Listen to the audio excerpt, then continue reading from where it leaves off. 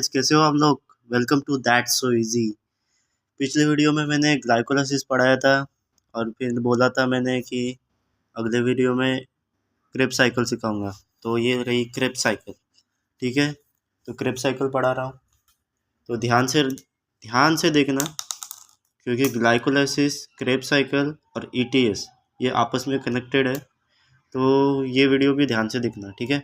Okay, तो करते हैं क्रेब साइकिल। अब क्रेब साइकिल को 3 नामों से जाना जाता है। एक तो क्रेब साइकिल, दूसरा सिट्रिक एसिड साइकिल, तीसरा ट्राई कार्बोक्सिलिक एसिड साइकिल।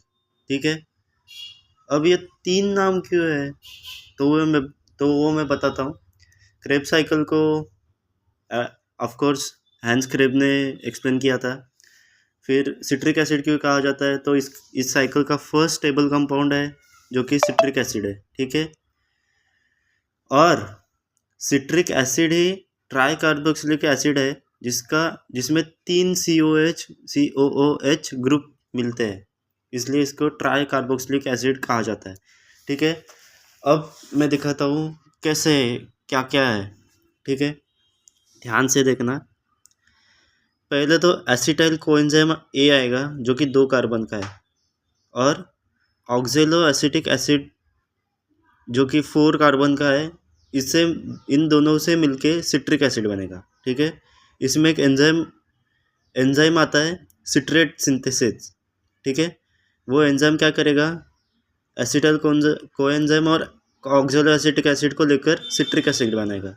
इसमें H2O मिलेगा और कोएंजाइम बाहर चला जाएगा। ठीक है, उसके बाद सिट्रिक एसिड बना, फिर आइसोमेरेज एंजाइम आएगा और ये सिट्रिक एसिड को कन्वर्ट करेगा आइसोसिट्रेट में।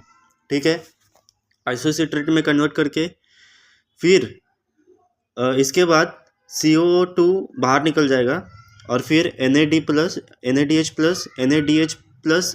में कन्वर्ट होगा। उसके बाद ये आइसोसिट्रेट अल्फा कीटोग्लूटामिक एसिड में कन्वर्ट हो जाएगा। ठीक है, और इसमें भी CO2 बाहर चला जाएगा, NADH+ में कन्वर्ट हो जाएगा और फिर अल्फा कीटोग्लूटामिक एसिड सक्सिनिक कोएंजाइम में कन्वर्ट हो जाएगा। ठीक है, इसके बाद अब देखना, अब है कपल रिएक्शन। अब ये होता क्या है वो बताता हूँ।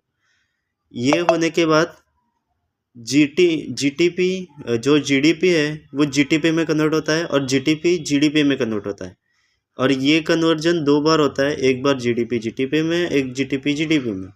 ठीक है, 2 बार कन्वर्ट होगा और इस दौरान कुछ नहीं होगा, पर जब जीडीपी में कन्वर्ट होगा फिर से, तब एक एटीपी में कन्वर्ट होगा और यहाँ से H2O साइकिल में आ जाएगा। ठीक है, इसको कहते हैं कपल रिएक्शन। क्या कहते हैं, कपल रिएक्शन, क्योंकि ये 2 बार हो चुके हैं, एक बार ये, फिर इसमें ही ये एक रिएक्शन हो गई, तो ये कपल रिएक्शन। ठीक है, फिर ये सब होने के बाद सक्सिनल कोएंजाइम सक्सिनिक एसिड में कन्वर्ट होगा।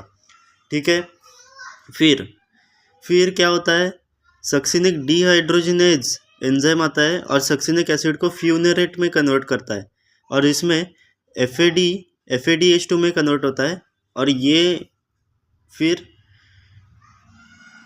फ्यूनेरेट फिर मैलिक एसिड में कन्वर्ट होता है जहाँ में H2O अंदर आता है। ठीक है, मैलिक एसिड फिर से ऑक्जेलो एसिटिक एसिड में कन्वर्ट होता है और इस प्रोसेस में एक NADH+H+ में कन्वर्ट होता है। ठीक है, और ये पूरी रिएक्शन किस में हो रही है, इनर मेम्ब्रेन ऑफ माइटोकॉन्ड्रिया में। ठीक है, समझ में आ गया। इसके नोट्स, आपको मेरी बातें नहीं समझ में आ रही तो मैंने इधर नोट लिखा है, तो आप ये पढ़ लेना, आप ये स्क्रीनशॉट ले लीजिए। ठीक है, वीडियो पसंद आया तो लाइक कीजिए, सब्सक्राइब कीजिए, शेयर कीजिए और सपोर्ट कीजिए। ठीक है, अगले वीडियो में मैं ETS सिखाऊंगा, तो आप ध्यान से पढ़ लेना। और अगर कोई भी टॉपिक आपको चाहिए तो कमेंट कर लेना, मैं कमेंट पढ़ूंगा और वो टॉपिक का वीडियो बना के मैं अपलोड कर दूँगा। ठीक है, बाय।